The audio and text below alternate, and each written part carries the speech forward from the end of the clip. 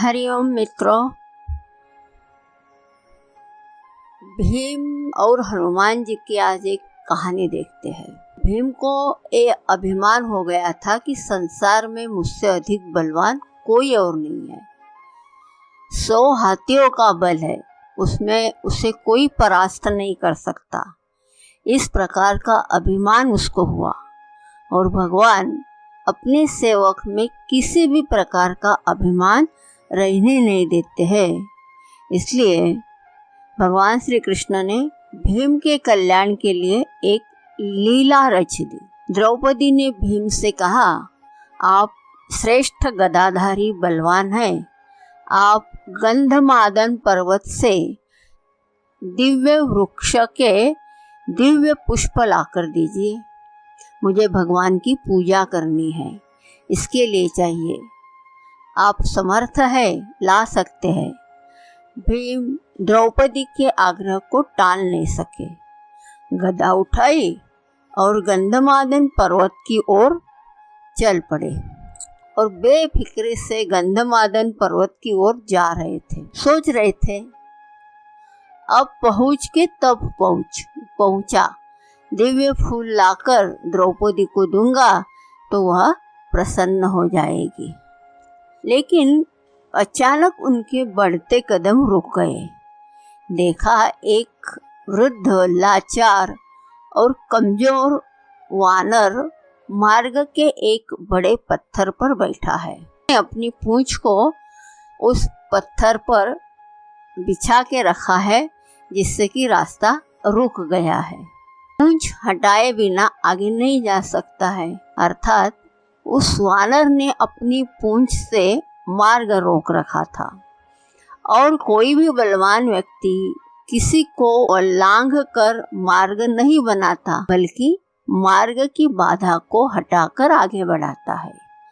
बलवान व्यक्ति बाधा सहन नहीं कर सकता, या तो वे स्वयं बाधा हटाए या उस बाधा को ही मिटा देता है। इसलिए भीम भी रुक गए। जब मद, अहंकार और शक्ति बढ़ जाती है तो आदमी अपने आप को आकाश को छूता हुआ समझता है। वह किसी को कुछ समझता नहीं है और अत्यधिक निरंकुश शक्ति ही व्यक्ति के विनाश का कारण बनती है।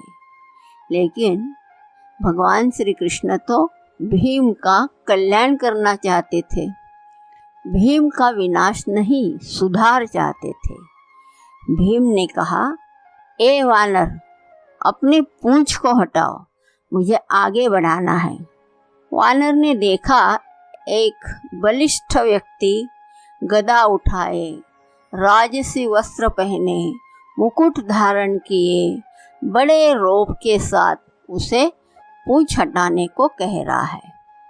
वह हैरान हुए, पहचान भी गए, लेकिन चूंकि वह भगवान श्री कृष्ण की लीला थी, इसलिए चुप हो गए। भीम के सवाल का जवाब नहीं दिया। भीम ने फिर कहा, हे वानर, मैंने कहा न कि पूंछ हटाओ, मुझे आगे जाना है। तुम वृद्ध हो, इसलिए कुछ नहीं कह रहा हूँ। वानर गंभीर हो गया, मन ही मन हंस दिया। कहा, तू देख रहे हो मैं वृद्ध हूँ, कमजोर हूँ, उठ नहीं सकता। मुझ में इतनी ताकत नहीं है कि मैं स्वयं ही अपनी पूंछ हटा लूँ। तुम ही कष्ट करो और मेरी पूंछ थोड़ी सरका दो और आगे निकल जाओ। भीम के तेवर एकदम बदल गए। गदा कंधे से हटाई, नीचे रखी। इस वानर ने मेरे बल को ललकारा है। आखिर है तो एक पूंछ ही, वह भी एक वृद्ध वानर की। भीम ने कहा, यह मामूली से पूंछ हटाना भी कोई मुश्किल है क्या? यह तुमने क्या कह दिया?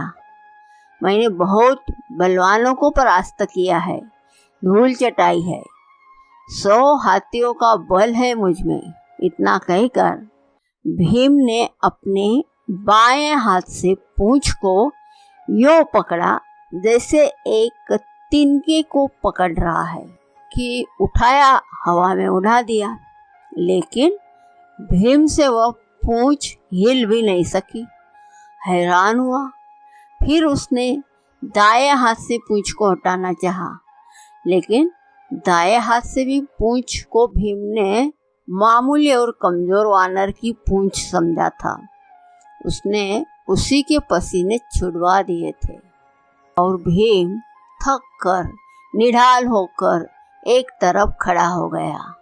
सोचने लगा, यह कोई मामूली वृद्ध वानर नहीं है, दिव्य व्यक्ति है और इसकी असीम शक्ति का मैं सामना नहीं कर पाऊंगा। विनम्र और झुका हुआ व्यक्ति ही कुछ कर पाता है, अकड़ उसे ही ले डूबती है, ताकत गायब हो जाती है। और भीम वाकई वृद्ध वानर के सामने कमजोर लगने लगा।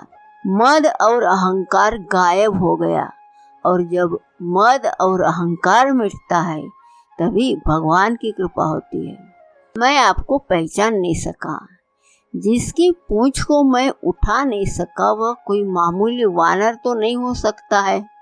मुझे क्षमा कीजिए, कृपया अपना परिचय दीजिए।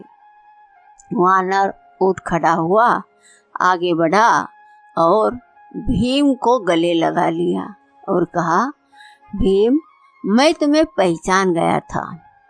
तुम वायु पुत्र हो, मैं पवन पुत्र हनुमान हूँ, श्री राम का सेवक हूँ।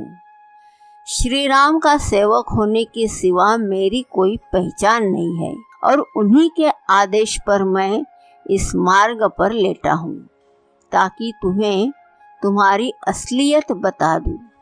रिश्ते से मैं तुम्हारा बड़ा भाई हूँ, और इसलिए बड़े भाई का कर्तव्य निभाते हुए प्रभु के आशीर्वाद से तुम्हें याद दिला रहा हूँ। शक्ति की ताकत का अभिमान न करो, क्योंकि यह ताकत और बल तुम्हारा नहीं है, भगवान ने ही इसे दिया है। यह शरीर भी तो परमात्मा ने दिया है, और जो चीज़ परमात्मा की है वो किसी और की कैसे हो सकती है। इसलिए जिसने जो दिया है उसके लिए उसी का धन्यवाद करना चाहिए। परमात्मा की दिव्य शक्ति के अलावा किसी की क्या शक्ति हो सकती है। भीम की आंखें खुली। त्रेता युग की भगवान श्री राम और हनुमान जी की वीर गाथाएं याद आ गई। प्रेम से, श्रद्धा से भीम की आंखें खुल गई, और भावों के इसी प्रवाह में भीम ने हनुमान जी को समुद्र लांघने के समय पर धारण किए हुए विशाल रूप का दर्शन कराने का अनुरोध किया, और हनुमान जी ने भगवान श्री राम की कृपा से अपना आकार वैसा ही बढ़ाया और कहा, भीम, मेरे इस रूप को तुम देख पा रहे हो, लेकिन मैं भगवान श्री राम की कृपा से इससे भी बड़ा रूप धारण कर सकता हूँ। भीम ने हाथ जोड़कर हनुमान जी के श्री चरणों में गिर पड़ा।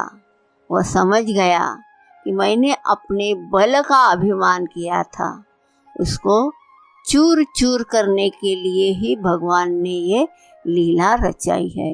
इसलिए मित्रों, हमें भी अपने पास जो कुछ धन, मान, प्रतिष्ठा, बल, संपत्ति कुछ भी हो, ये सब भगवान की कृपा से प्राप्त हुआ है। इसमें भगवान की ही कृपा देखनी चाहिए, न कि इसको अपने अभिमान का विषय बनाए। हरि ओम।